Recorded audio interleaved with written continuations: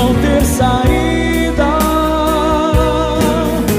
Aquilo que parecia ser minha morte, mas Jesus mudou minha sorte. Sou um milagre, estou aqui.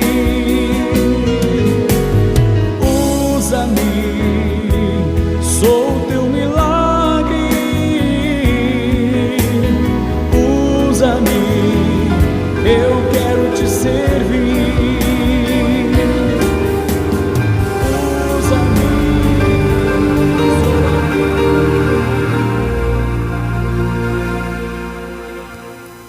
Deus está aqui nesse momento. Sua presença é real em meu viver. Entregue sua vida e os seus problemas. Fale com Deus, Ele vai ajudar você. Oh, oh, Deus te trouxe aqui para aliviar o teu sofrimento. Ele é o autor da fé, do princípio ao fim, de todos os seus tormentos.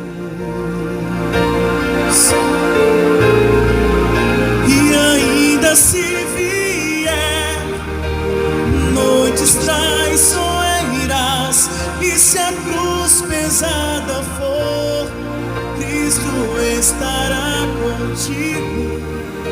O mundo pode até fazer você chorar, mas Deus te quer sorrindo. Boa noite, povo de Deus.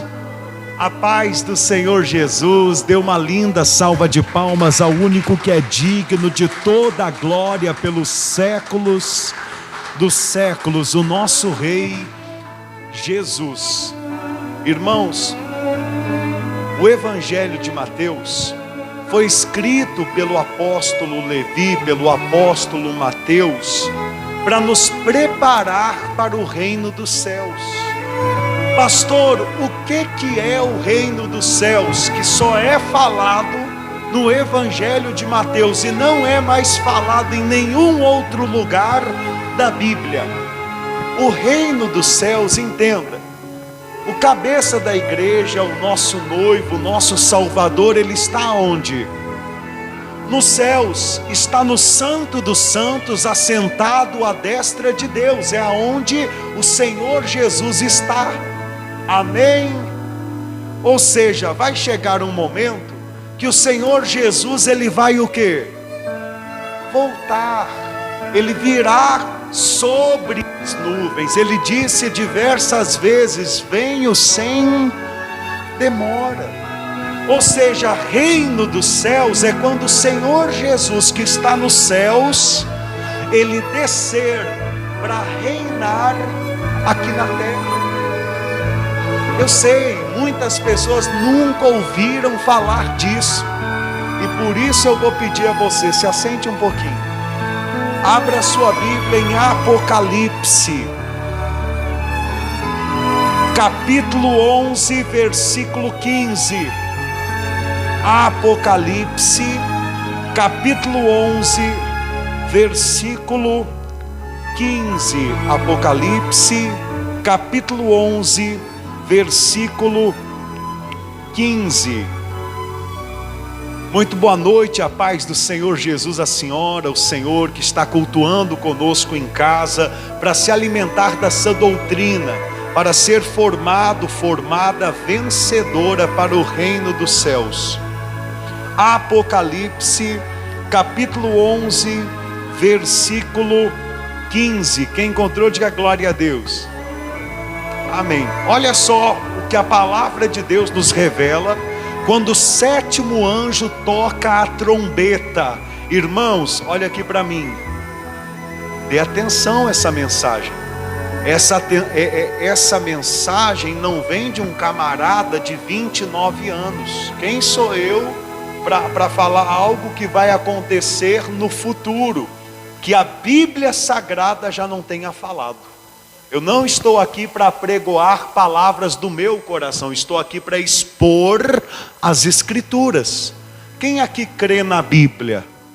E você que está em casa, crer também, não importa de qual ministério, denominação, placa ou religião você é. O importante é que você creia na Bíblia para que eu possa anunciar para você as boas novas da graça, a salvação pela graça e as boas novas do reino, de preparar para o reino dos céus, para a volta do Senhor Jesus. Diz assim: o sétimo anjo tocou a trombeta, e houve no céu grandes vozes, dizendo: o reino do mundo se tornou do nosso Senhor e do seu Cristo, e Ele reinará pelos séculos.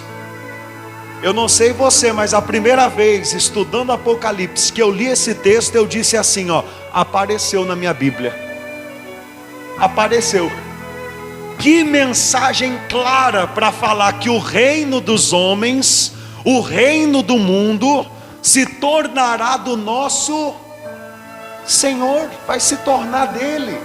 Vai chegar um momento que ele vai descer com as nuvens, o tribunal de Cristo já vai ter acontecido, ele já vai ter colocado a sua casa, a igreja em ordem. Então ele desce com os crentes vencedores para reinar nesse mundo. Entenda, Apocalipse, do capítulo 1 ao capítulo 12, ao final do capítulo 11, vamos assim dizer, conta a história até o fim da grande tribulação. Amém?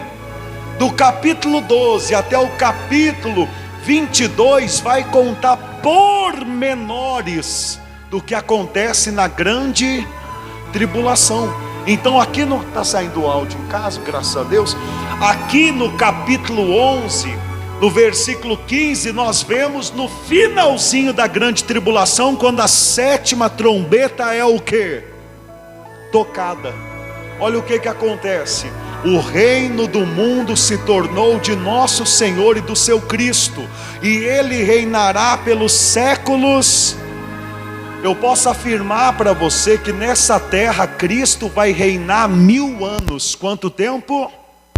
Bluetooth mode. Parabéns.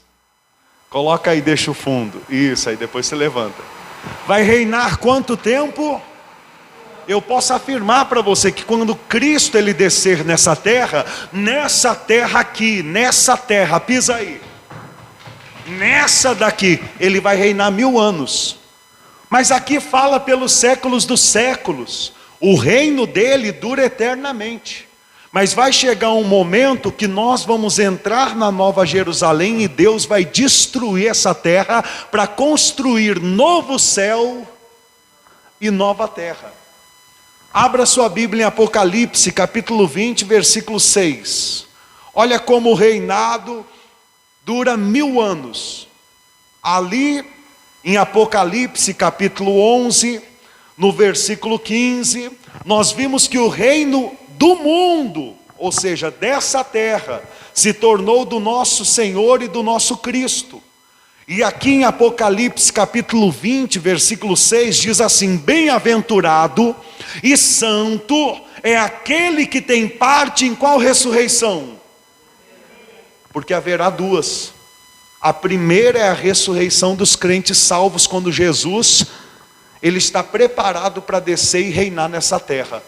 A segunda ressurreição é depois do milênio, só dos incrédulos, para passarem no juízo do trono branco, mais conhecido como juízo final.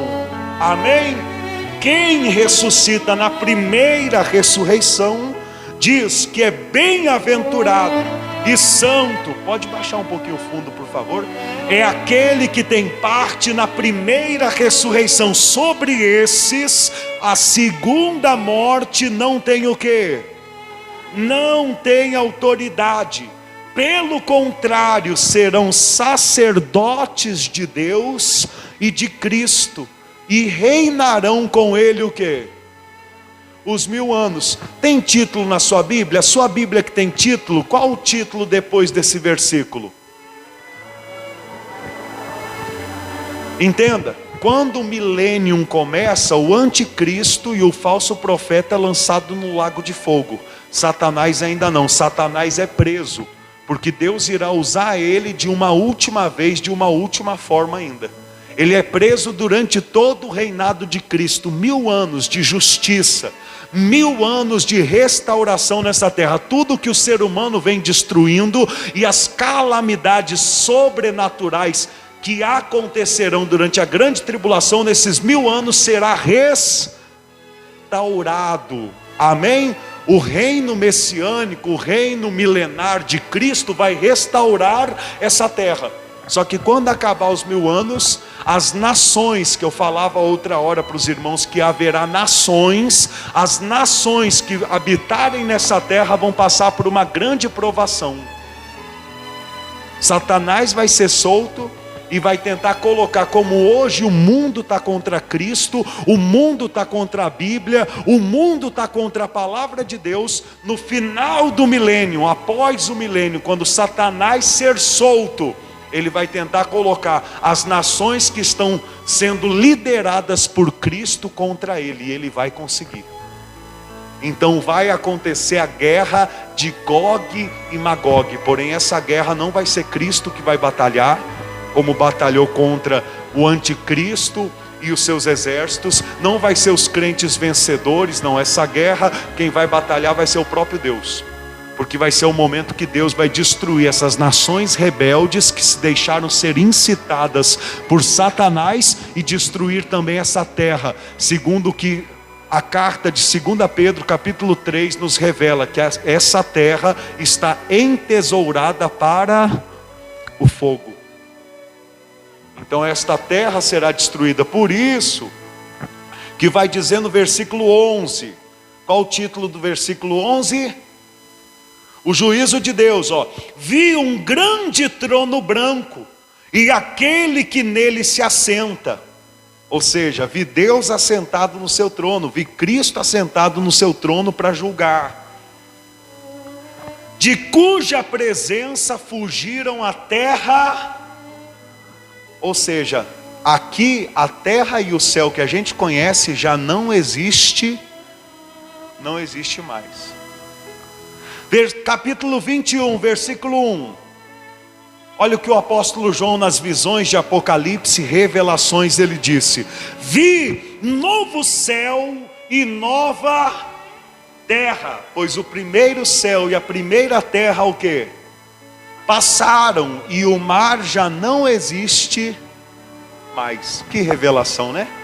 Isso daqui é só um aperitivo para a gente poder entrar no estudo da palavra. Amém? Se coloque de pé, por gentileza. Isso daqui, irmãos, tem que estar gravado no nosso coração, porque isso daqui nos dá força de a gente sofrer tantas, dificuldades, lutas, aflições nessa terra, mas sabendo que em breve o nosso Senhor voltará, e o que hoje parece ter tanto valor vai perder o valor, e nós que somos desprezados, nós seremos valorizados pelo nosso Rei. Amém? Coloque as mãos no coração, feche os seus olhos, vamos falar com Deus, vamos adorá-lo, engrandecê-lo, exaltá-lo, pois estamos aqui por causa do Senhor. Pai, o teu povo que aqui está presente, aqueles que estão conectados conosco via internet, só estão por causa de um motivo, por causa do nome do Senhor, Pai, por causa da sede que tem do teu Espírito, da tua presença, da tua graça, da tua misericórdia, do teu amor. da revelação da tua palavra. Por isso pedimos ao Senhor, vem encher este lugar com o teu Espírito Santo, vem nos fortalecer, nos renovar. Nós somos o teu rebanho, Senhor. Sabemos que não somos perfeitos, sabemos que temos muito para melhorar, muito para sacrificar a nossa carne, os nossos prazeres mundanos. Estamos aqui, Senhor, para buscar a tua misericórdia, para buscar a tua transformação, o teu aperfeiçoamento sobre as nossas vidas. Estamos aqui para que o Senhor, poderoso Deus, possa nos modelar, possa tirar de dentro de nós todo o orgulho, toda a vaidade, possa tirar de dentro de nós toda a arrogância, tirar de dentro de nós a vontade pecaminosa, os vícios, e nos transformar. Como o Senhor opera a metamorfose em uma lagarta, fazendo dela uma borboleta, como o Senhor declarou no livro do apóstolo Paulo, da carta do apóstolo Paulo aos Romanos, no capítulo 12, versículo 2, e transformai-vos pela renovação da vossa mente. Quando o Senhor disse, não vos conformeis com este século, mas transformai-vos. A palavra ali no grego é metanoia, é metamorfose. Vem nos transformar, Senhor, pois aquele que é nascido da carne é carne, mas o que é nascido do Espírito é Espírito. E o Espírito é como o vento, sopra onde quer e ninguém sabe da onde veio. Que nós também não venhamos a criar raiz neste mundo, nesta vida passageira, carnal, mas que venhamos a aspirar a pátria no reino dos céus, buscar o teu reino, a tua majestade, a tua vontade em primeiro lugar em nossas vidas. Vem, Senhor, vem nos fortalecer, vem nos transformar, vem cumprir o teu querer, pois sabemos que o Senhor está conosco e nunca nos desampara, nunca nos abandona. O Senhor é conosco, amada igreja do Senhor. Aleluia! Te adoramos, ó Rei dos Reis. Receba o nosso louvor, pois indiferente das lutas, nós nos alegramos em Ti. Eu tenho um Deus que não vai deixar essa luta me matar, o desespero me tomar. Por mais pressão que seja, a situação, o controle ainda está na palma de suas mãos. Choro dura uma noite, mas a alegria ela vem pela manhã. Aleluia, Senhor. E essa alegria será completa em tua manifestação. Choro dura uma noite, mas a alegria ela vem pela manhã. Eu creio, eu creio. Ainda que a figueira não floresça, que não haja fruto na vide e o produto da oliveira Todavia a alegria do Senhor é a nossa força.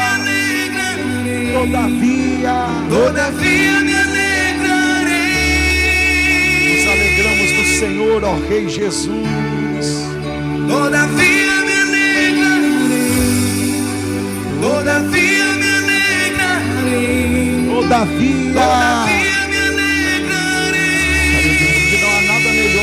te servir, ó Rei dos Reis. Eu tenho um Deus Que não vai deixar que não vai deixar essa luta me matar, esta luta me matar, o desespero me tomar, o desespero me tomar.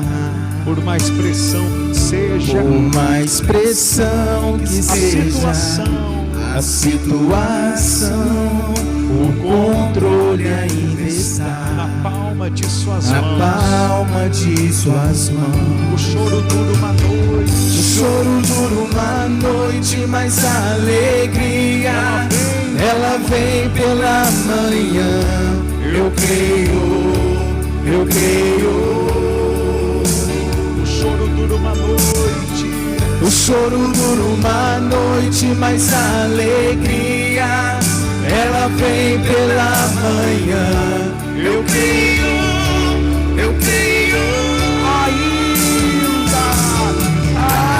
Ainda que a figueira não floresça, que não haja fruto na vide, que o produto da oliveira minta, todavia eu me alegrarei. Todavia eu me alegrarei. Todavia eu me alegrarei. nos alegramos do Senhor, poderoso Deus. Ainda que a figueira não floresça, que não haja fruto na vide, que o produto da oliveira minta, todavia eu me alegrarei. Todavia eu me alegrarei. Todavia eu me alegrarei. Eu sei que muitos são, Senhor, os irmãos que louvam este louvor sem o entendimento da letra. Mas quando eu me lembro da tentação que o Senhor passou no deserto, quando Satanás disse ao Senhor: se és filho de Deus, ordena que essas pedras se transformem em pães. Então o Senhor disse a ele: não só de pão viverá o homem, mas de toda a palavra que procede da boca de Deus. Ou seja, o Senhor disse: ainda que a figueira não floresça, ainda que falte pão para mim comer nesse deserto, eu prefiro as pedras com Deus do que o pão, o manjar, a prosperidade com o diabo. Por isso, Senhor, nós louvamos desta forma. Por isso nós declaramos que não depende de como está a nossa vida financeira, não depende do tamanho do templo, do número de pessoas, do carro que andamos, da casa que moramos. A nossa alegria é em ter a Tua salvação, a nossa alegria é em ter a Tua verdade como lâmpada para os nossos pés, é ter acesso à Tua presença maravilhosa. Então renova, Senhor, a Tua igreja. Igreja, levante as mãos aos céus e busque o renovo, busque o fortalecimento. Peça ao Senhor: me transforma. Peça ao Senhor: toma as rédeas da minha vida. E o produto da oliveira minta, todavia eu me alegrarei. Porque nós temos o Senhor. Todavia eu me alegrarei. A alegria do Senhor é a nossa força, ó Rei Jesus. Ainda que a figueira não floresça, e não haja fruto na vide, e o produto da oliveira minta, todavia eu me alegrarei. Todavia eu me alegrarei. Todavia eu me alegrarei. Nos alegramos do Senhor, poderoso Deus. Aleluia. Noite, mas a alegria ela vem pela manhã. Eu creio, eu creio, eu creio.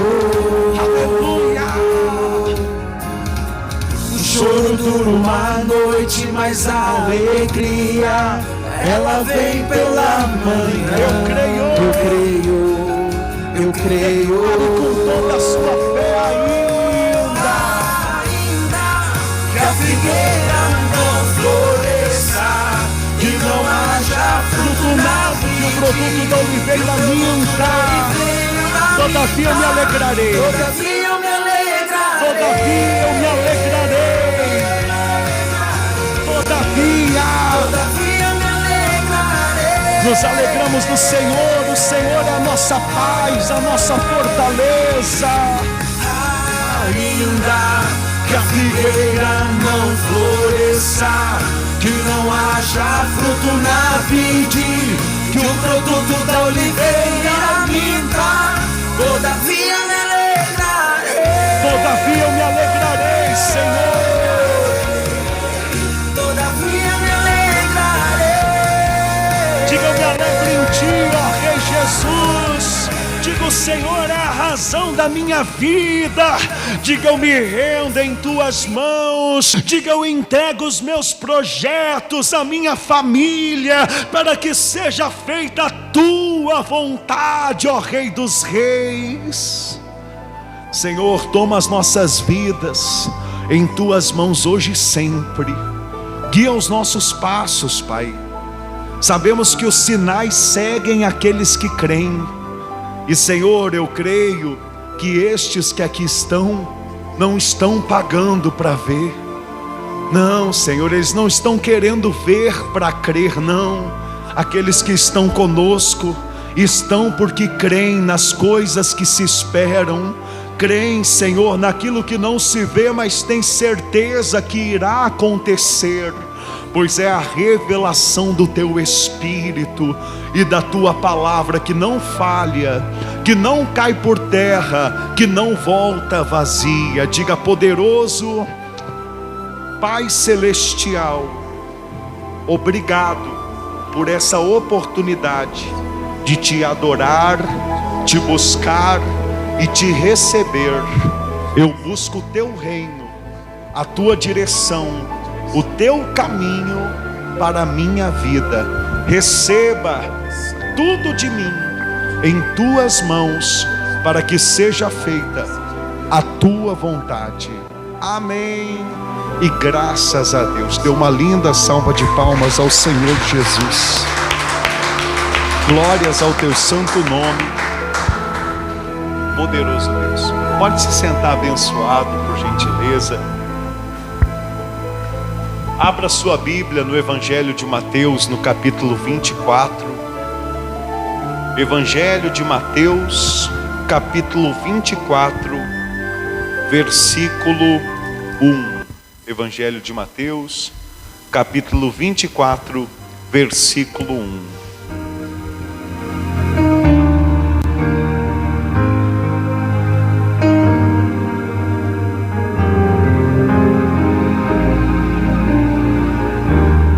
Não consigo ir além do teu olhar. Tudo que eu consigo é imaginar a riqueza que existe dentro de você.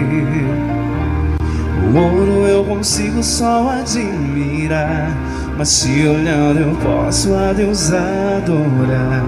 Sua alma é o bem que nunca envelhecerá.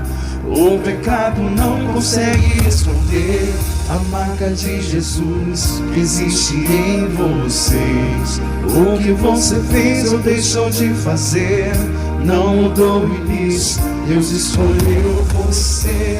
Sua raridade não está naquilo que você possui ou que sabe fazer.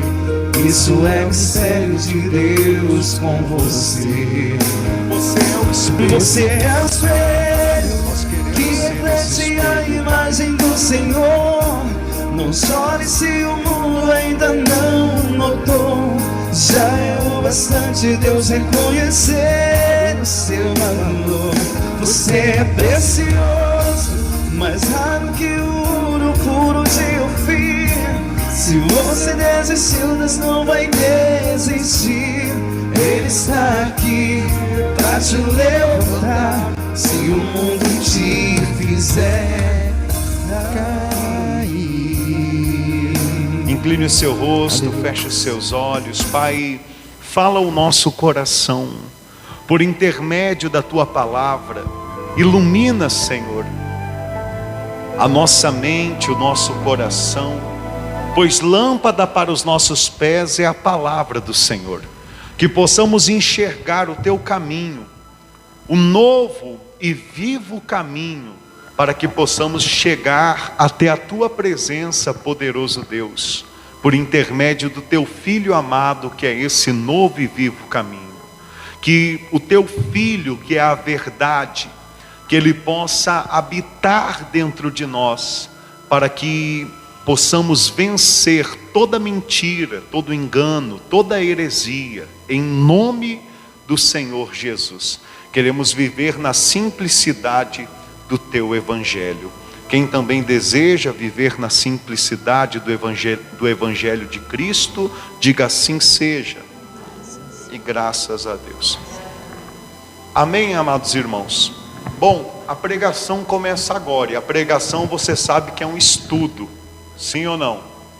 A gente tem que sair da religiosidade, da zona de conforto, a qual nós estávamos outra hora, que era como? Vou na igreja tal dia. É uma mensagem esporádica, um versículo de Salmos 2, 3. Vou no outro dia, é outra mensagem que já não tem nenhuma conectividade com a que foi pregada semana passada. A gente tem que sair dessa zona de conforto e entender que aqui nós temos dia após dia avançado no conhecimento da revelação da palavra de Deus. Então o que você viu no outro culto ser pregado vai ser complementado hoje. Nós vamos avançar hoje. O que estamos pregando hoje, sexta-feira, nós vamos avançar na pregação de hoje. Amém? Eu fiz aqui o estudo com os irmãos da constituição do reino dos céus.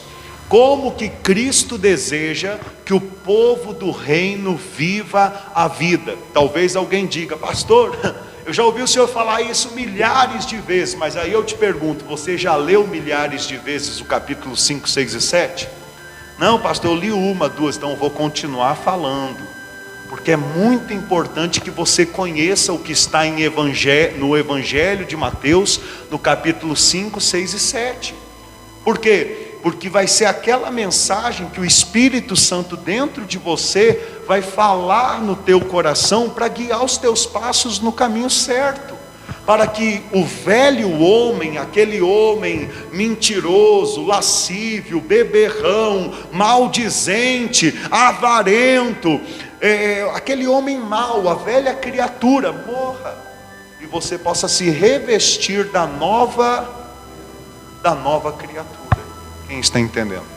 Então a constituição do reino, ou então a realidade do reino dos céus, está contida no Evangelho de Mateus, capítulo 5, 6 e 7. A aparência do reino dos céus, entenda, chegou um momento que assim como Satanás interferiu na criação do homem, e colocou Eva, primeiramente depois Adão, contra as ordenanças de Deus, fazendo que o homem se tornasse rebelde, da mesma forma Cristo, ele construiu com a sua vida a igreja, ele semeou a sua vida nessa terra, e Satanás deu um jeito do quê? De causar confusão também na igreja. Então em Mateus capítulo 13, o Senhor Jesus fala que hoje em dia não há apenas o trigo, mas também há o quê? Chaveia para nós aquela porta, por favor. Está tirando a atenção de algumas pessoas. Isso, só um minutinho a gente continua, tá bom? Que o vento ali está fazendo a porta de vai e vem. Quem está em casa não consegue enxergar. Isso. Ou seja, como hoje temos muitos países, como o Paraguai, como a China, que fazem imitações de bons produtos, bons eletrônicos, assim também Satanás fez uma imitação do povo do reino de Deus aqui na terra, da igreja. Então tem o trigo e tem também o quê? O joio. Cristo plantou a mostarda. Satanás, naqueles que conseguiu, transformou a mostarda em quê? Numa árvore. E a mostarda, que antes era para alimento, se tornou uma árvore para morada de pássaros. Pássaros vieram e fizeram ninho nessa árvore. Em Mateus capítulo 13, se você ler, você vai ver que os pássaros representam Satanás. Então, quando nós vimos no século III, no tempo de Constantino, a igreja cristã foi aceita pelo Império Romano e houve uma união, uma aliança entre a fé cristã e o Império Romano, a igreja cresceu de uma forma exorbitante, monstruosa, saiu da sua essência.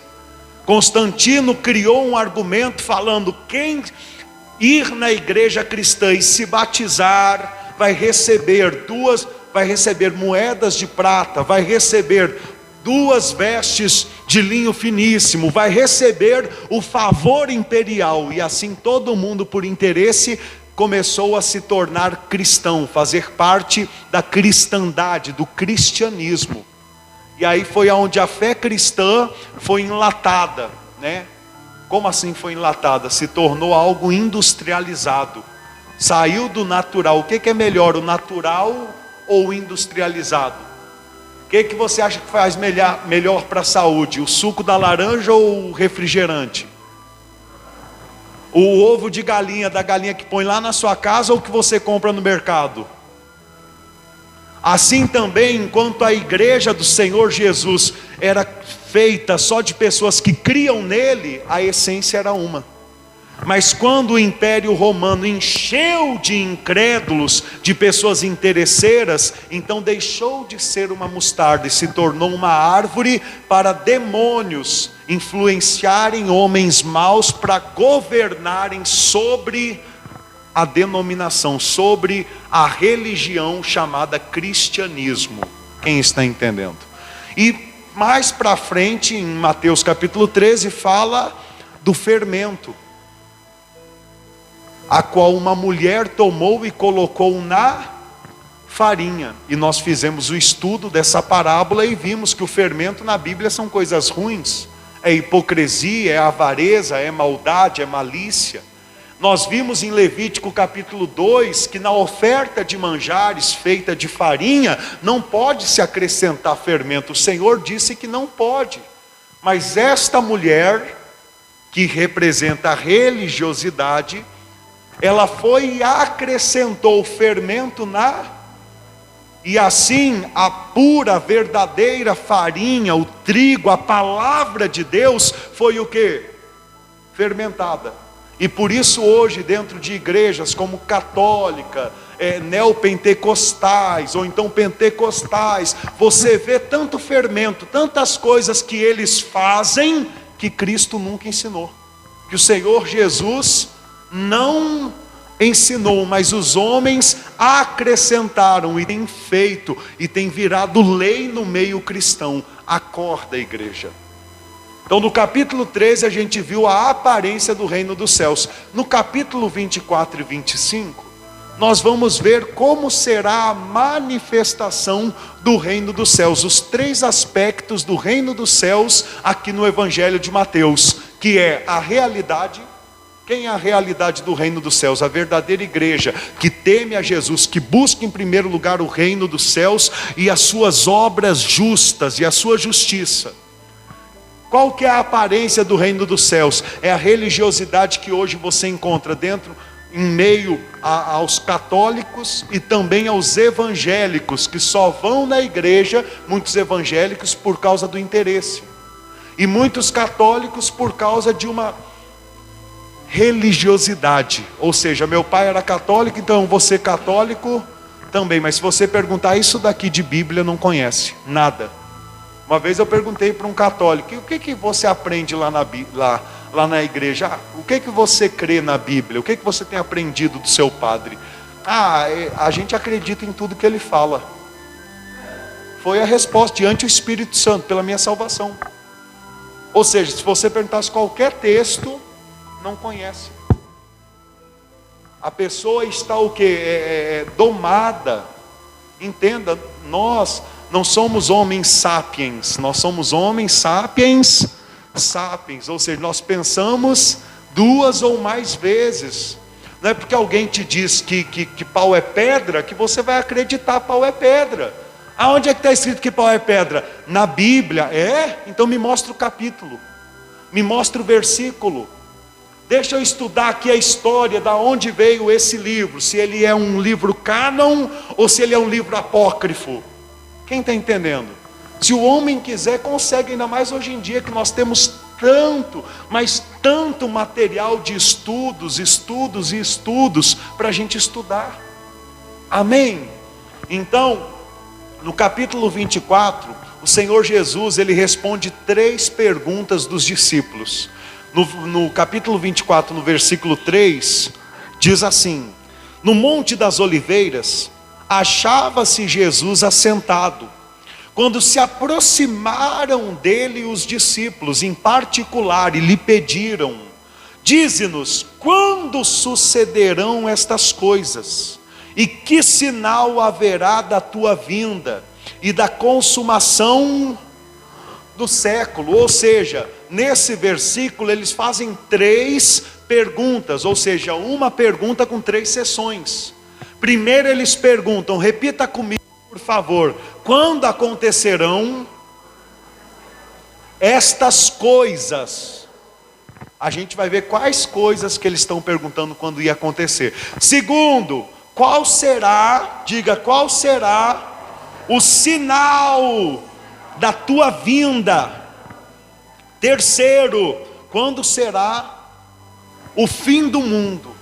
Alguma Bíblia aqui está escrito fim do mundo na tradução? Tá, 1, 2, 3, exato. Consumação do século representa o fim do mundo do jeito que a gente conhece.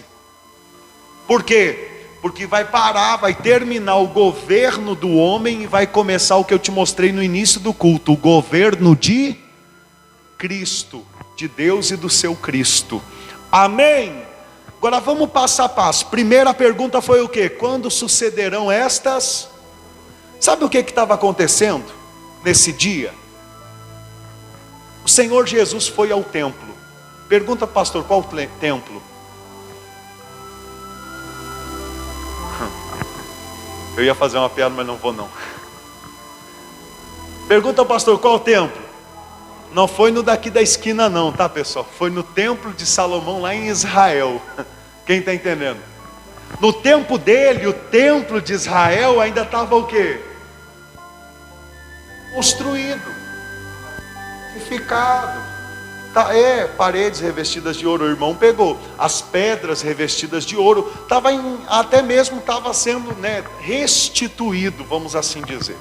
No capítulo 21 fala como foi a ida do Senhor Jesus lá. Vai lá no capítulo 21. Capítulo 21, versículo 12. Vamos entender a mensagem. Capítulo 21, versículo 12.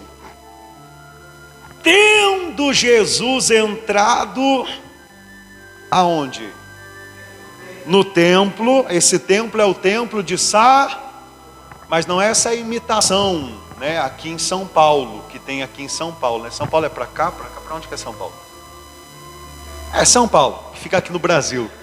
Quem está entendendo? Não é essa imitação de São Paulo. Era o templo quando estava de pé mesmo em Jerusalém.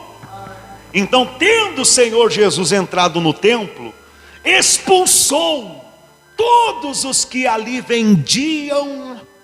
E o quê? Eu nunca tinha parado para pensar nisso. Ele não expulsou só quem vendia, ele expulsou quem comprava também. Trazendo para a vida prática da igreja hoje, fazendo a exegese do texto, trazendo para os dias atuais. Posso falar? Posso ou não posso? O Senhor Jesus não está triste só com os pastores que ficam mercadejando a palavra, mercadejando a palavra. Ele está triste também com aqueles que têm se viciado naqueles que mercadejam.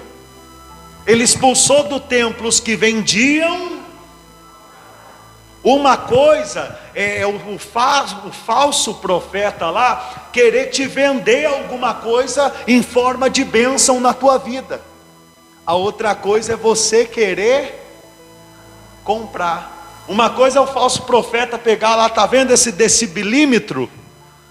Então, eu comprei por R$100 e poucos na internet, mas aí o falso profeta fala que é ungido, é abençoado. E quem aqui der a maior oferta vai levar uma bênção especial para sua casa. Ah, irmãos, tem igreja por aí que o povo até se xinga, até se bate. Já tem um ou outro que começa a gritar, pode ser no cartão de crédito dividido em 10 vezes? Você acha que eu estou brincando? Vira um leilão, já vi diversos leilões dentro da igreja, ou dentro da denominação, quem está entendendo? Aí vejo que o Senhor Jesus está falando, quem está vendendo está errado? Tá, e quem está querendo comprar? Está tão errado como, por quê? Porque é falta de conhecimento, falta de estudo, falta de comunhão com Deus. Se você ainda depende de um lenço, de um cajado, de uma cruz, de um óleo ungido, se você ainda depende de uma oração de sai, para se sentir abençoado, é porque Cristo ainda não é o centro na tua vida. É porque você ainda não tem uma vida de oração com o Senhor Jesus. É porque você ainda não parou para prestar atenção na palavra e ver que o ministério de Jesus não tinha cajado, não tinha lenço, não tinha sai, era um sai e já saía tudo. Então, lenço. Quem está entendendo? Então nós vivemos num tempo que a palavra de Deus, a pregação do Evangelho, a obra do Senhor está tão deturbada como o judaísmo estava deturbado na época do Senhor Jesus. Isso daqui aconteceu no templo judaico, amém? Só que eu estou trazendo isso daqui para a vida prática da igreja hoje.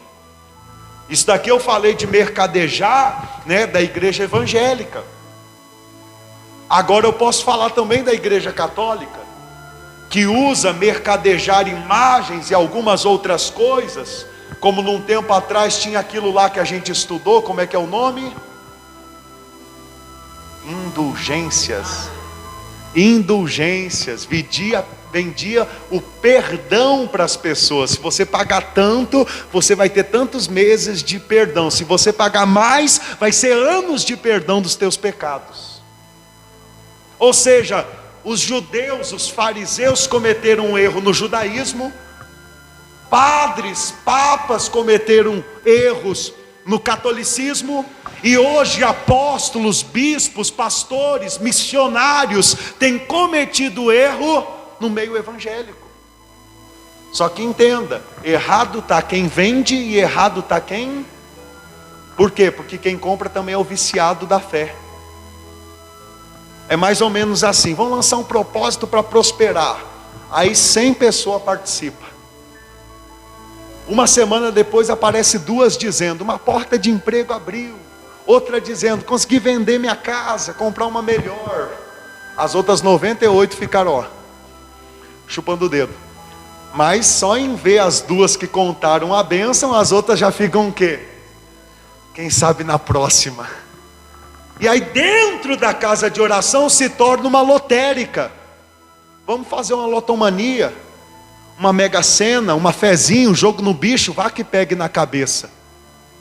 É o que tem virado hoje em dia as casas de orações, tem virado casa de salteadores, como havia se virado o templo naquela época. Olha só como o Senhor, se você quiser, Ele abre os teus olhos. Porque uma coisa eu digo, você acha que todo mundo se alegra em ouvir essa pregação? A maioria se desagrada, a maioria, onde chegar essa pregação e as pessoas não estão acompanhando todos os estudos que nós estamos fazendo, a pessoa vai dizer que a gente simplesmente, devido ao nosso histórico, onde eu passei sendo enganado mais de 10 anos da minha vida, que eu estou o quê? Cuspindo o prato que comi.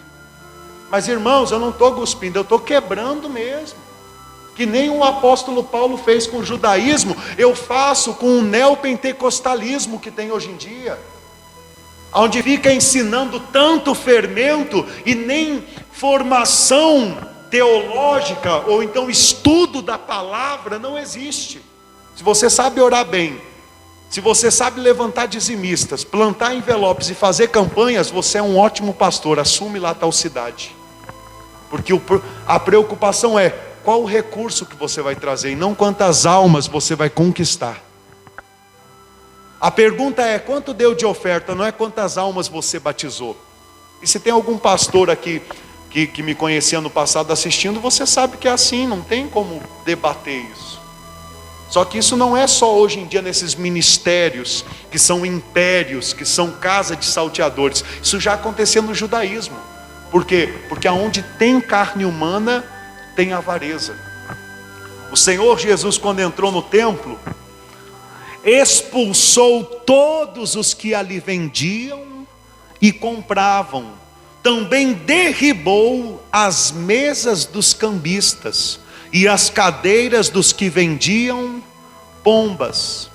E disse-lhes, está escrito: a minha casa será chamada casa de oração. Vós, porém, a transformais em covil de salteadores.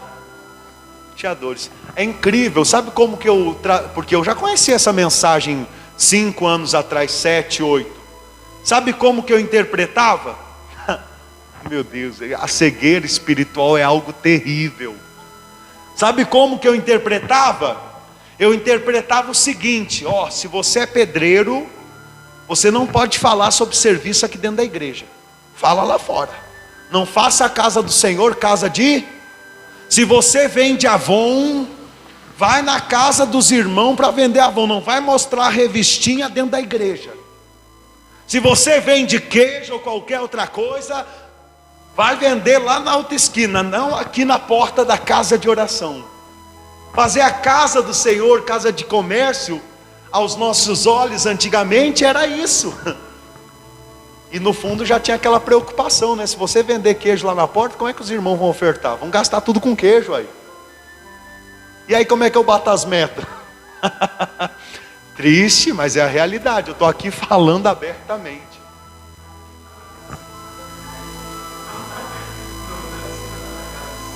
A gente falava, como ele falou, era para ter falado no microfone. A gente falava assim, mas a gente não conseguia enxergar que quem estava mercadejando e fazendo a casa do Senhor, casa de salteador, era nós. Que antes de cada reunião principal a gente ficava maquinando, qual propósito eu vou fazer? Será que eu ponho dentro do envelope uma folha e falo para o povo escrever o problema e falo como a folha vai secar, o problema vai desaparecer da sua vida? Será que eu subo no monte com uma garrafa de azeite nas costas e falo para o povo que esse azeite vai abençoar e vou pedir uma oferta de tanto? E a cabeça era só para explorar o povo, saltear, te assaltar, sem você sentir. A mente ficava tão voltada para aquilo que a gente sonhava até que estava fazendo culto quando estava dormindo. Mas incrível, para você ver como que o Espírito Santo trabalha. Porque mesmo no tempo de cegueira, eu creio que o Espírito Santo já estava em mim. Só que a mente estava o quê? Cauterizada. E quando a sua mente está cauterizada, a palavra, ainda que seja de Deus, entra aqui e sai aqui, não consegue fazer morada no coração.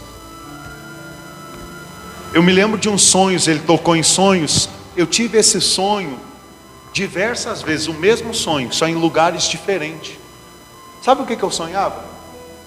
Que o templo onde eu ia pregar estava lotado, cuspindo gente para fora. Só que quando eu ia abrir a Bíblia para pregar, não tinha palavra, não achava a mensagem, ficava folhando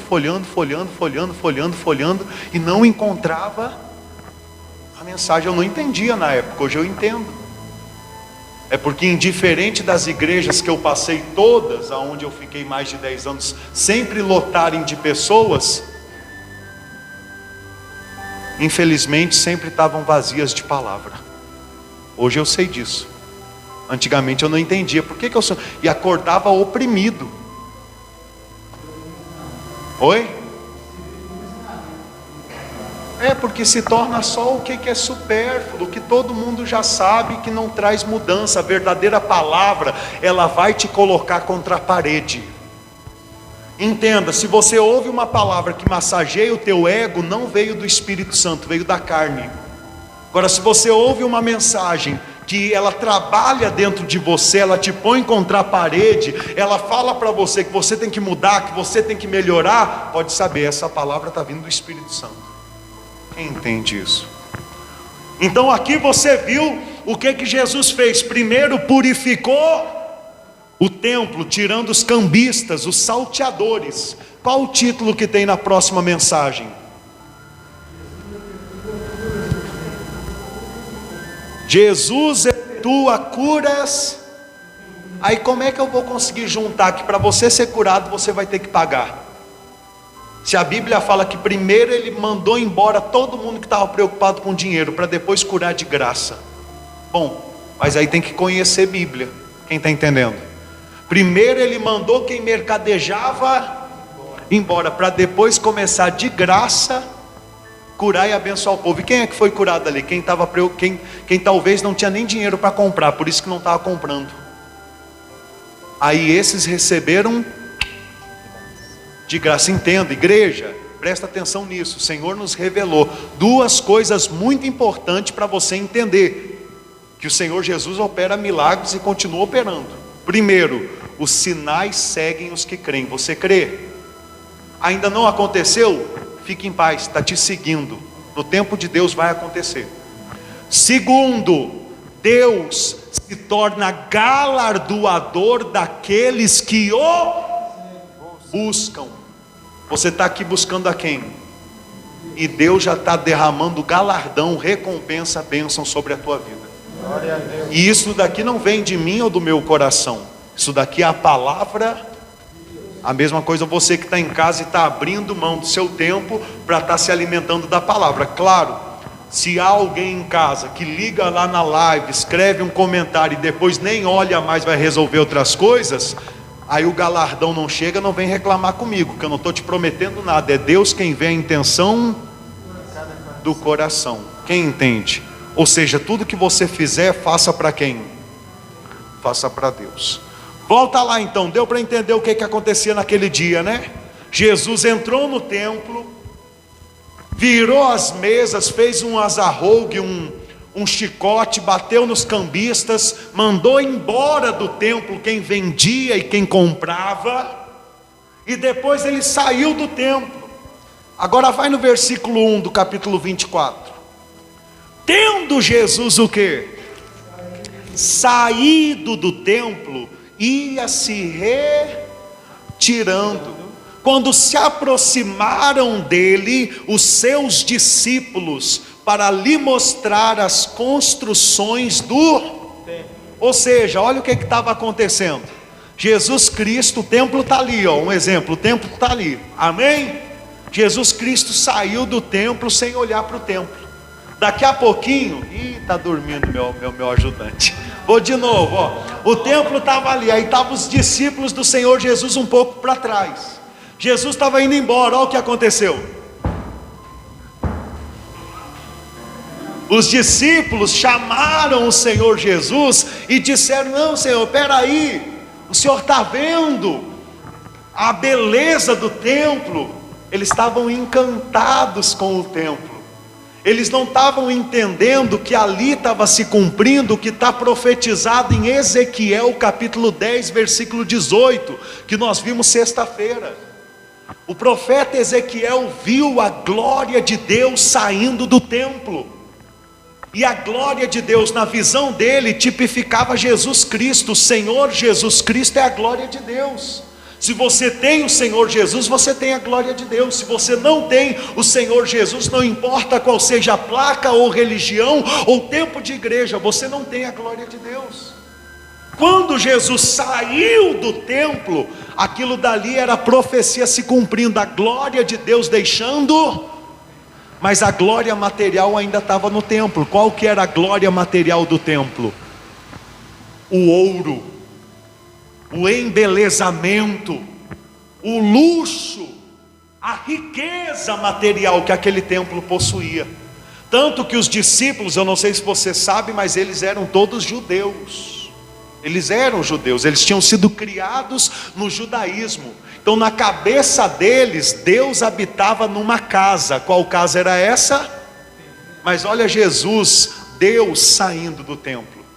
Só que nesse momento eles ficaram divididos. Abre assim os braços. Metade do coração deles ficou com o Senhor Jesus. A outra metade ficou com o templo. Será que nós não passamos esse mesmo dilema? Hã?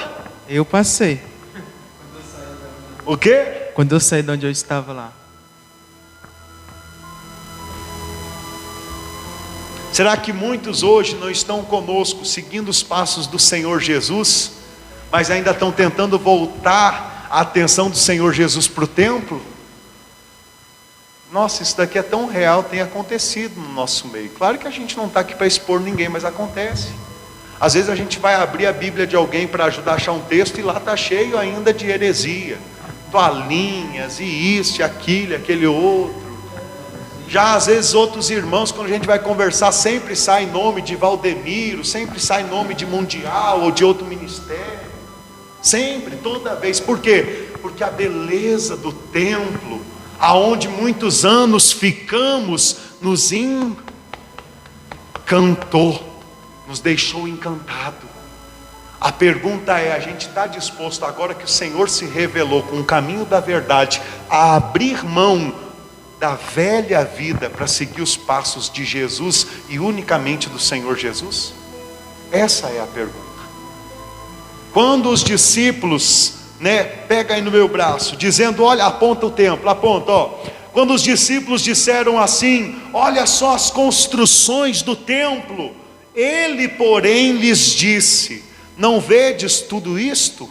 Olha Jesus dizendo, não vedes tudo isso? Ele está dizendo o seguinte, eu vi tudo isso. Ele não está dizendo que ele viu, ele está dizendo, vocês, não está chamando a atenção de vocês tudo isso? O luxo, a riqueza, o tamanho do templo. Deixa eu falar uma coisa para vocês, em verdade vos digo, que não ficará aqui pedra sobre pedra que não seja. Por quê? Porque a fortaleza, a verdadeira proteção saiu do templo. E se o Senhor não guardar o templo, a cidade, a nossa vida, em vão vigiam os sentinelas. Quem está entendendo? Se nós temos Deus, nós temos tudo. Se nós temos tudo no mundo, mas não temos Deus, não temos nada. O que adianta ganhar o mundo todo e perder a sua alma? Quem entende isso? Quem consegue entender essa mensagem? Vamos avançar então, que depois a gente fala mais um pouquinho sobre isso. Muito obrigado. Cristo disse para os seus discípulos, até o fundamento, as pedras do que vocês estão vendo, vai ser destruído, vai ser derribado. Imagina como que eles ficaram. Mais ou menos como alguns que estão no nosso meio, mas ainda estão encantados pelo templo, quando eu falo expondo que são falsos profetas, quando eu falo expondo que é cheio de heresia, tem pessoas que ficam assim, mas será que é verdade? Quando Jesus disse, esse templo aí, que é tão venerado, tão idolatrado, como chamado como casa de Deus, vai ser destruído. Os judeus ficaram atônitos. E por que eu sei disso? Olha só o que está no próximo versículo. Cristo saiu do templo e subiu no monte das Oliveiras. Achava-se Jesus assentado quando se aproximaram dele os discípulos, em particular, e lhe pediram, dize-nos, quando sucederão estas coisas? Que sinal haverá da tua vinda e da consumação do século? Bom, vou ler de novo, olhe para mim agora por favor, olhe para mim. Jesus saiu do templo, subiu no Monte das Oliveiras, e quando ele se assentou para descansar, provavelmente, se aproximaram os discípulos dele em partir, ou seja, eles esperaram todos os outros que estavam seguindo Jesus irem para suas casas, para então chegarem até Jesus e conversar em partir. Por que em particular? Que era um assunto especial. Porque era um assunto especial, um assunto muito sério, porque talvez eles mesmos pensavam, vamos perguntar para o Senhor em particular, porque às vezes a resposta deles, se os outros ouvir, não vão ter estrutura. Porque o que o Senhor Jesus falou, que Jerusalém vai ficar desolada, isso está onde? Está no versículo 38, no versículo 38 do capítulo 23, o Senhor Jesus disse que Jerusalém ficaria desolada, deserta. No capítulo 24, no versículo 2, o Senhor Jesus falou, o templo vai ser destruído. Então os discípulos ficaram assim, aterrorizados. E a primeira das 3 perguntas que eles fizeram, a primeira foi, quando que estas coisas com Jerusalém e com o templo vão acontecer? A gente sabe quando aconteceu, porque para nós, o que para eles foi profecia, para nós já é história. Tito, que era um general do exército romano, no ano 70 depois de Cristo, com cerca de 70 mil soldados romanos, foi contra Jerusalém, derrubando a muralha e destruindo, matando milhares de judeus e destruindo também o templo de Jerusalém, ao ponto de tirar até as pedras para tirar o ouro que havia revestindo o fundamento do templo. Isso aconteceu no ano 70. Cristo profetizou ali pelo ano 30 depois de Cristo. 40 anos mais ou menos depois, conforme Cristo falou, e parecia algo impossível de acontecer. Por quê? Porque os judeus eram quase que casados com os romanos, né? Tanto que os judeus incitaram os romanos, para matar o Senhor Jesus. Quem matou o Senhor Jesus, quem foi lá e crucificou, pelas mãos foi os soldados romanos, mas pela ordem, pela incitação, foi o povo judeu religioso. Só que esse mesmo povo romano, que era incitado pelos judeus, 40 anos depois destruiu os judeus, Jerusalém e o templo. Conforme Cristo falou, e foi até necessário, porque até o ano 70 o evangelho estava muito travado, porque aqueles que tinham se convertido em Jerusalém, eles estavam acomodados dentro da cidade. Quando aconteceu isso daí, o evangelho foi semeado por todo mundo. Qualquer hora eu trago uma mensagem que fala que o evangelho da graça, em Colossenses diz, já foi pregado para todos os lados do mundo. O que falta ser pregado agora é o evangelho do reino. O evangelho da graça já foi espalhado desde aquela época. Agora o evangelho do reino é difícil de pregar, porque quem quer pregar o evangelho do reino também quer entrar no reino. E aí, meu irmão, para entrar no reino, não pode dar nó em pingo d'água, não pode explorar a igreja, não pode ficar colocando Deus na parede. Então o crescimento para pregar o evangelho do reino é isso que vocês estão vendo. Se nós estivéssemos no fermento, já tinha trocado de salão, já pode ter certeza. Mas como a gente não está preocupado num crescimento fermentado, mas pregar a verdade para conquistar o reino dos céus, um galardão na volta de Jesus, então a gente segue fielmente o que está escrito na sola escritura, que nem disse Martinho Lutero. Só queremos saber o que está na escritura, na palavra de Deus. Amém? Então estas coisas aconteceram no ano 70 depois de Cristo, quando Jerusalém e o templo foram destruídos. O senhor ia falar? Vamos continuar então. Aqui, né, as 3 perguntas, irmãos. Eu já estou acabando a pregação de hoje, vou continuar sexta-feira. Amém? Já. O irmão já chegou para buscar a família ali também, está relampeando, e alguns irmãos vão de a pé para casa, então A gente tem que levar tudo isso em consideração. Uma coisa é fato, o Senhor já nos alimentou muito nessa noite. Sim ou não? Quem está alimentado? Vamos lá. Bom, as 3 perguntas que foram feitas pelos discípulos ao Senhor Jesus, elas são respondidas. O Senhor Jesus responde de que forma e como aconteceria a destruição de Jerusalém e do templo, né? Ele responde quais são os sinais do arrebatamento da igreja, como que acontece, e ele responde quais são os sinais do fim do mundo. E tudo isso está escrito nesses 2 capítulos, principalmente no capítulo 24, mas também em 2 parábolas no capítulo 25. E nós vamos estudar resposta após resposta. E pode ter a certeza, quem participar com a gente, versículo após versículo, quando acabar esse estudo, na presença de Deus vai ter amadurecido mais uns 10 anos de idade. Glória a Deus. Que quando nós começamos essa obra, eu devia de estar com uns 4, 5 aninhos. Agora, depois de um ano na presença de Deus espiritualmente, eu já devo estar pelo menos com uns 12. Depois que nós chegar na idade madura, então já era, ninguém mais segura. Se tiver que morrer, a gente morre por Cristo. Mas isso vai ser conforme a gente amadure. E eu falo isso em cima do quê? Em cima da vida de Pedro. Pedro, no início, ele até acreditava, mas quando foi posto à prova a sua fé, ele negou. E depois de alguns anos, foi crucificado de cabeça para baixo, porque disse: vocês vão me matar por causa do evangelho de Cristo? Muito obrigado, só peço uma coisa: me crucifique de cabeça para baixo, porque eu não sou digno de morrer da forma que o meu Salvador morreu, de cabeça para cima. Quem entende? Tudo isso é porque amadurecimento, que o Senhor possa nos amadurecer. Amém? A primeira resposta é quando sucederão essas coisas, né? Então no versículo 4 o Senhor disse: e ele lhes respondeu: vede que ninguém o que? Vos engane, porque virão muitos em meu nome, dizendo eu sou o Cristo, e enganarão. Já começa aqui. Entenda, olhe para o pastor. Você crê que Jesus é o Cristo? Quem crê?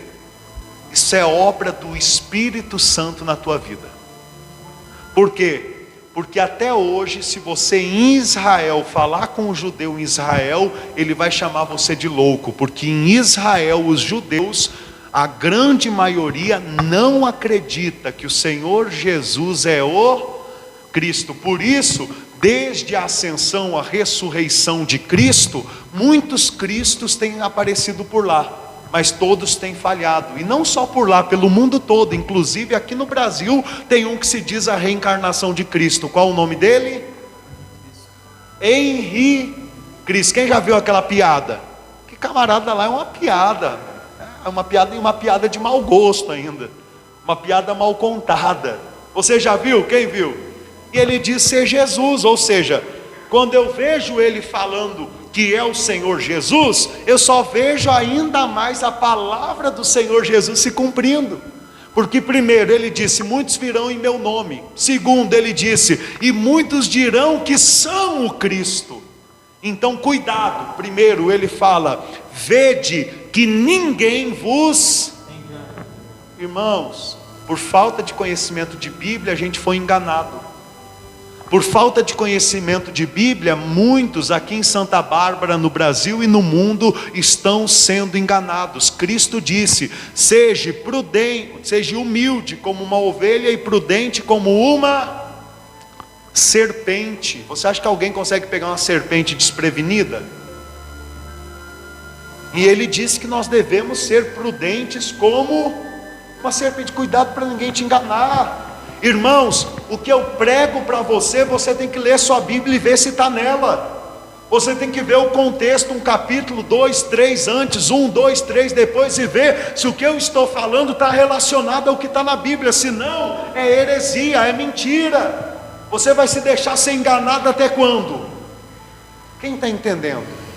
Cristo disse: cuidado para que ninguém vos engane. Quando eu pregava isso daqui hoje, o Senhor fez eu me lembrar de algo que aconteceu, e Ele tirou assim um tampão dos meus olhos tão grande, e eu quero compartilhar com você. Só que eu quero que você entenda que isso daqui não é perseguição a esta ou aquela placa, porque pelo que eu vejo da palavra hoje, 99,9% das placas que tem por aí estão longe do Evangelho de Jesus. Então eu não tenho, porque eu sou contra aquela placa ou aquela outra, não tenho.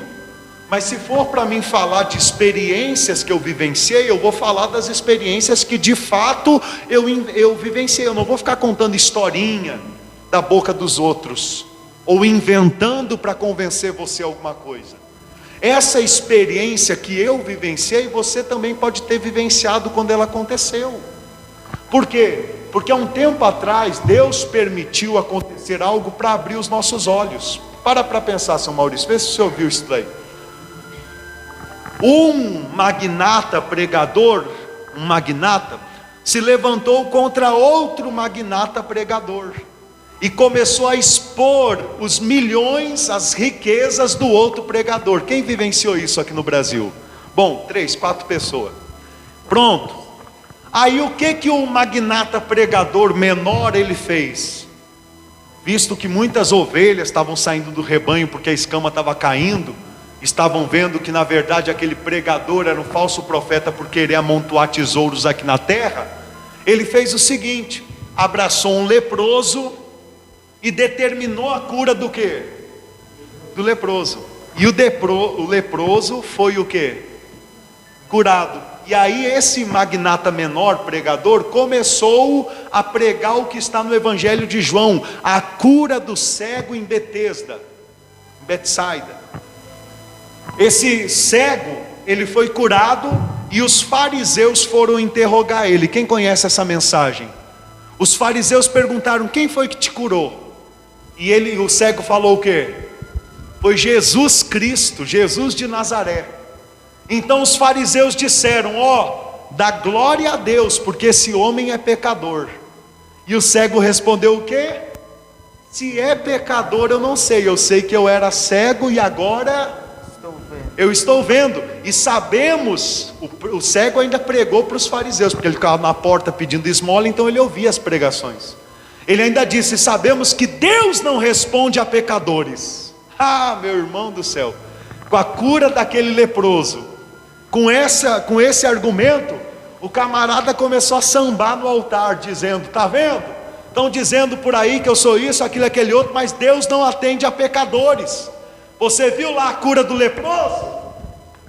Só que aonde está a mentira aqui? Aonde está a mentira? A mentira está que aquele leproso foi curado no nome do Senhor Jesus, não foi em nome desse magnata menor. Depois, para tomar os créditos da cura, eu determinei e foi curado. Mas você determinou em nome de João Batista, de Werley, de Maurício, de Arthur, de Renato, de Valdemiro, de Macedo, de Silas.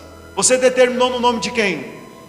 Então a glória não é sua, não é que você não tenha pecado, é que Jesus Cristo, o nome que você usou, não tem pecado.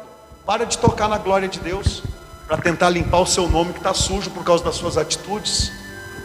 Era muito mais bonito reconhecer: verdadeiramente eu saí um pouquinho do foco, como diz aquela semente que caiu em meio aos espinhos, né? Os cuidados do mundo, as fascinações das riquezas, de ter jato, de ter mansão, de ter carrão, isso daí me cegou. E como o dinheiro estava entrando muito fácil, eu caí em tentação. Mas a partir de hoje eu resolvo abrir mão dos meus bens, ajudar os pobres, abrir mão de tanta parte, como Zaqueu fez. Ia ser muito mais bonito do que ainda pegar uma mensagem, pregar de uma forma errada, errônea, como heresia, para tentar limpar a sua fuça. Porque quando o cego disse que Deus não ouve pecadores, e o homem que tinha curado ele não tinha pecado, ele falou do jeito certo, porque o homem que curou foi Jesus. Mas um exemplo, vou te dar um exemplo agora usando a minha pessoa. Aparece alguém aí na porta dizendo: fulano Tá aqui, ó, eu tenho prova, com prova, tá? Com prova, porque da boca para fora qualquer um pode fazer. Eu tenho prova, ó, esse irmão aí, pastor João, esse irmão aí me passou um calote de 6, 10, 20 mil reais, está aqui a assinatura dele. Aí eu posso parar, rapaz, eu vou mostrar que isso é mentira. Tem alguém sentindo dor aqui agora? Vem aqui na frente. Se eu sou homem de Deus, se ele está mentindo, essa pessoa vai ser curada agora. Aí eu vou lá e uso o nome de quem? Eu ordeno essa dor que essa pessoa está sentindo, em nome do Senhor Jesus, saia.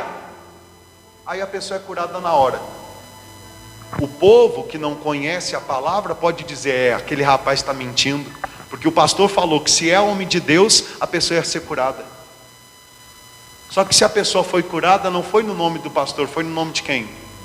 Então já não importa se eu tenho aquele pecado ou não. O que importa é que eu usei o nome do Senhor. E o Senhor, segundo o que está em Hebreus, Ele é o novo e vivo caminho para que a gente acesse a presença de Deus. Porque todo pecado contra Deus, contra Jesus, contra os homens tem perdão. Mas o pecado, a blasfema contra o Espírito Santo não.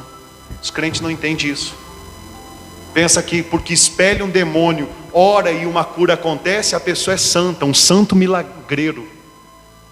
Mas o Senhor Jesus, para encerrar a pregação, Mateus capítulo 7, versículo 21. Não, pastor. Mateus capítulo 7, versículo 21.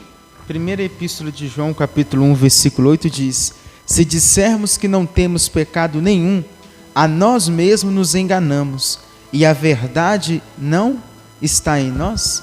O apóstolo João, na sua primeira epístola, no capítulo 1, no versículo 8, ele ensina sobre isso. Ele fala, Deus te usa para curar, para libertar, tudo mais, tudo bem, mas não diga que você não tenha pecado, que você não tem pecado. Porque se a gente disser que não tem pecado, a gente já está pecando. Está se fazendo mentiroso, a gente está mentindo a nós mesmos, porque todos têm pecado. Então quando se prega uma mensagem como essa, do cego que foi curado, como quem diz assim, se é pecador eu não sei que era cego e agora enxerga. E nós mesmos, eu acredito que você já usou esse argumento, eu já usei, quando alguém chegava falando mal do líder que estava sobre mim em outro tempo, era esse argumento que eu usava, mas quando ora, o paralítico levanta, mas quando ora, o leproso é curado. Quem está entendendo? Só que você tem que entender que é no nome de quem? E Jesus é o que não tem nenhum pecado. Aqui em Mateus capítulo 7, versículo 21 e 22, o Senhor Jesus, primeiro, versículo 15, ele fala o quê? Acautelai-vos dos falsos profetas, que se vos apresentam disfarçados o quê? Mas por dentro são o quê? Lobos roubadores. Ou seja, acautelai-vos dos falsos profetas que se apresentam disfarçados em ovelhas, mas por dentro são lobos roubadores.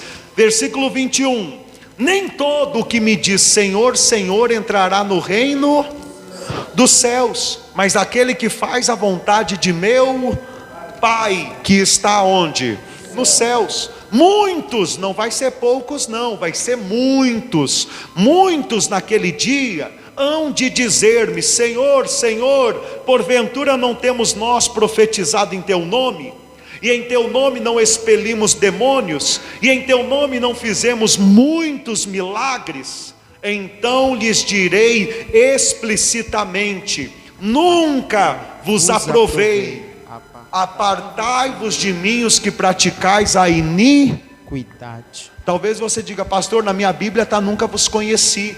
Mas Jesus, ele é onipresente, ele conhece todo mundo, tudo foi feito por intermédio dele, não tem como ele não conhecer. No grego a palavra é aprovar, nunca vos aprovei. Os camaradas expeliam demônios, os camaradas profetizavam e acontecia, os camaradas faziam muitos milagres, mas no dia do tribunal de Cristo, Cristo vai dizer, apartai-vos de mim para disciplina, porque eu nunca vos aprovei, vocês só usaram o meu nome. Não estou dizendo que vocês não fizeram milagres, não estou dizendo que vocês não profetizaram e se cumpriu, não estou dizendo que vocês não expeliram demônios, vocês fizeram tudo isso, mas vocês fizeram com o intuito errado. Não foi com o intuito de fazer a vontade de Deus, mas foi com o intuito de ganhar o mundo. E o que adianta o homem ganhar o mundo todo e perder a sua alma? É incrível, isso daqui eu vi muitas vezes. Na hora da reunião, estava lá o pregador todo disposto a fazer desafio. Vem cá, você que está cego, vai enxergar agora. Vem cá, você que está paralítico. Aí quando acabava a reunião, a concentração, entrava no seu carro para ir embora, e gente padecendo, ficava na porta onde ia sair, para pedir uma imposição de mão, uma oração. Você acha que parava? Só faltava dizer assim, ó, o show já acabou. E as pessoas que tinham viajado horas e horas querendo ali um pinguinho de atenção, não tinham. Por quê? Porque falta amor. O intuito não é fazer a vontade de Deus, é usar os talentos para o seu ventre. E aí é onde mora o perigo. Amém, igreja? Então você vê o que vem por aí nesse estudo de Mateus capítulo 24. Eu só digo uma coisa, eu vou pregar. Agrade, desagrade, eu vou pregar o que o Senhor me revelou. E se alguém na palavra conseguir dizer, você está errado, na palavra, eu me assento e ouço o que você tem a me ensinar. Mas do contrário, não, porque eu acho isso, o seu achismo não me importa. O que me importa é a palavra, quem entende? Amém? Se coloque de pé, vamos fazer a oração final, vamos para casa abençoados. Uma coisa é fato, o Senhor me entregou todas essas revelações para quê? Por que você acha que o Senhor me entregou essas revelações? Para mim não cair no erro, na heresia, novamente, nem enganado pelos outros e nem para mim nunca mais enganar os outros. Foi esse o motivo. Você acha isso importante? Quem acha isso importante? Então é por isso que eu estou passando para você. Primeiro, para você não ser enganado por esses falsos profetas. Segundo, para você também não enganar ninguém. Se você é um presbítero, um obreiro, um evangelista, ore ao Senhor para enviar almas. Não use de argumentos humanos e promessas que você não pode cumprir. Porque o verdadeiro crescimento vem de quem? Vem de Deus. E o verdadeiro crescimento dentro de um rebanho, onde o bom pastor apacenta, é ovelha sadia gerar ovelha sadia. Se você é uma ovelha sadia, as pessoas na sua casa, os seus amigos vão dizer, onde você tem comido esse pasto verdejante? Aonde você tem bebido essa água da vida? O que tem te modelado que você conseguiu largar cigarro, bebida, uma vida promíscua, uma vida errônea, a avareza, para buscar o reino dos céus em primeiro lugar? Eu quero seguir esses passos. Agora, se você, como ovelha do bom pastor, não consegue abrir mão disso, como que a gente vai conseguir trazer novas ovelhas para apacentar, se as do rebanho ainda precisam de muito cuidado? Quem entende isso? Então deixa Deus trabalhar. E tem um coração aberto para Jesus, porque o Espírito Santo habita dentro de nós. Amém? Posso fazer oração final? Vamos para casa abençoado? 2 recadinhos. Primeiro, domingo agora nós vamos nos alimentar do pão ázimo, que representa o corpo de Cristo, pão sem fermento, e do suco da uva sem fermento, que não é o vinho, mas o suco natural da uva. Vamos fazer isso em memória de Cristo, como Ele ensina. Domingo agora, 9 horas da manhã e 7 horas da noite. E na terça-feira que vem, que é um feriado, Dia das Crianças, nós estamos correndo atrás para ver se conseguimos, até se você tiver um contato, passe para mim, alguém que alugue piscina de bolinha e cama elástica, para a gente durante o dia, ali das 2 horas da tarde até as 6 horas da tarde, 1h30 até as 5h30, a gente vai ver certinho, tá honrando as crianças, seus filhos, seus sobrinhos, que gostam de brincar. Vamos tentar fazer também um saquinho de doce, para honrar as crianças, para as crianças verem que elas são importantes para nós também. Cristo mesmo disse, né? Deixai vir a mim as crianças, porque das tais é o reino dos céus. Todo mundo que quiser entrar no reino dos céus tem que ser que nem criança, sempre disposto a aprender. Oi? Amém, glória a Deus. Aí a gente vai montar certinho coisa. Aí minha esposa botou no Facebook, no grupo, Deus proverá, Ele é fiel. Aí, como que vai ser? Aí nesse dia de feriado nós vamos ter um culto especial à noite. 6 horas a dona vem buscar, né?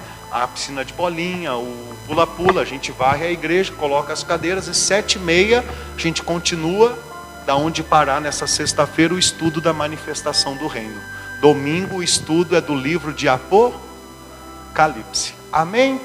Vamos fazer a oração final? Coloque as mãos no coração. Amém? Então sexta-feira tem mais.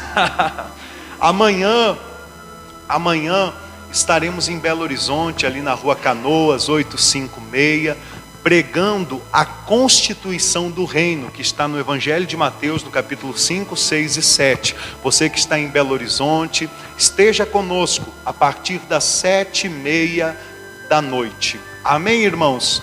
Poderoso Deus, amado Pai, eu uno a minha fé com cada irmão aqui presente, sabendo que aonde se reúne 2 ou mais pessoas no Teu nome, ali o Senhor está presente. Estamos aqui por causa do Senhor, estamos aqui porque cremos na Tua existência, na Tua intercessão, no Teu reino, na Tua palavra, e buscamos, Senhor, buscamos das Tuas mãos o Teu querer, como o Pai nosso ensina. Pedimos ao Senhor, nos dá força para santificarmos o Teu nome, exalando o bom perfume de Cristo, praticando as suas obras, semeando o amor como o Senhor deseja que seja semeado.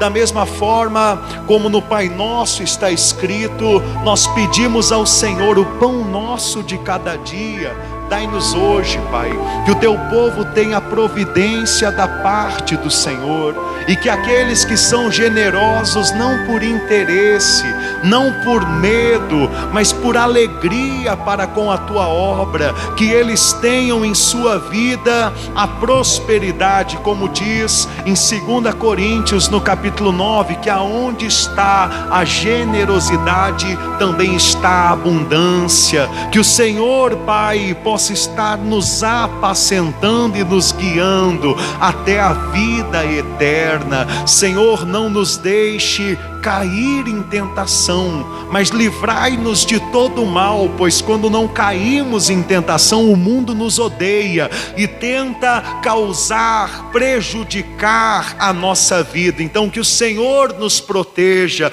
pois Teu é o reino, o poder e a glória pelos séculos dos séculos. Leva, Senhor, o Teu povo em paz, em segurança, e também, Senhor, aqueles que estão em casa cultuando conosco, que o Espírito Santo do Senhor esteja os apacentando, os protegendo e operando segundo a Tua vontade os Teus sinais em suas vidas. Diga: Senhor Jesus, meu Rei, eu saio da Sua casa de oração, mas a Tua presença eu levo comigo, porque eu Te amo. Diga glória a Deus e dê uma linda salva de palmas ao nosso Rei Jesus. Glórias ao Senhor, poderoso Deus. Posso pedir um abraço dos irmãos? Abra os seus braços, diga: Senhor Jesus, irmãos de fé, um abraço. Povo de Deus, um abraço bem apertado. Uma ótima semana, Deus os abençoe. Um abraço também. Deixa eu mandar um abraço aqui para quem está conosco, né? Vamos ver quem está ligadinho conosco nesta noite. Um abraço ao seu Claudinei, ao seu Josiano, à dona Silvia, ao seu Adriano. Um abraço à dona Conceição. A paz do Senhor Jesus. Olha o Arthur dizendo. Olha nós aqui, Arthur, ó. Graças a Deus. Ô, mana, um forte abraço. Te amo, mana. Dona Malta, só um minutinho, peraí. Deixa eu só mandar um abraço para Dona Laura Macedo, para o meu pai, João Francisco, para o seu Carlinhos, para a Dona Rai, para a Dona Marília de Mariana, um forte abraço. Um abraço para o seu Sidney Lourenço. Que Deus abençoe todos os irmãos, tá bom? Graças a Deus. Deus abençoe a todos. Uma ótima noite, né? Uma ótima. Que Deus abençoe a sua noite, abençoe a sua quarta-feira. E a todos os telespectadores também acompanhando a live desde o início até agora. A Graziele Voigt, a dona Sandra Regina Voigt, o seu Claudinei Mota, a Marília Gomes, o Adriano Souza, a Conceição Barbosa, Carlos Pereira, a Silva Nascimento, deixa eu ver quem mais, o seu Emilindo, e a dona Cíntia, seu Claudinei. Deixa eu ver quem mais.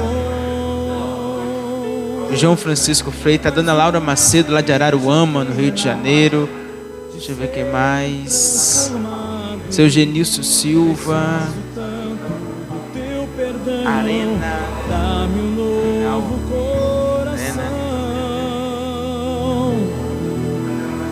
Seu Adriano lá de Belo Horizonte. Ana Paula Dias de Rio Combo. A todos os telespectadores que estavam acompanhando, que Deus te abençoe poderosamente no nome do Senhor Jesus. Deus abençoe.